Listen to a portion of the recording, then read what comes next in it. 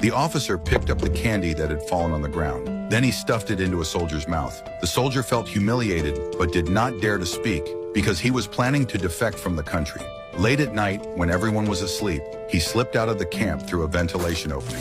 Then he crawled into a pre-dug tunnel and quietly crossed the fence, finally reaching the minefield. He then used a stick to mark the location of each landmine and drew a map to avoid them. Looking at the border, his eyes were filled with hope. But then a landmine exploded.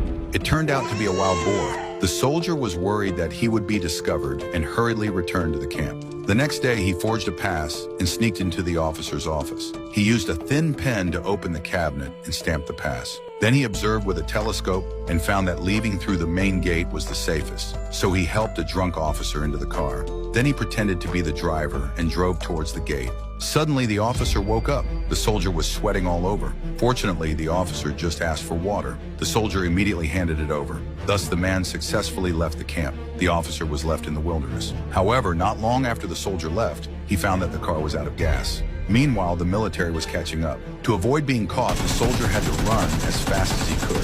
Then he jumped into a river and successfully escaped.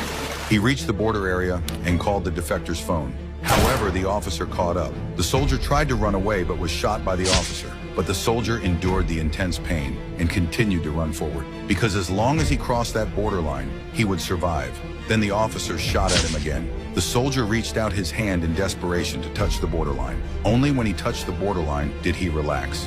At that moment, several border soldiers came over with guns. The officer silently looked at the soldier and finally left.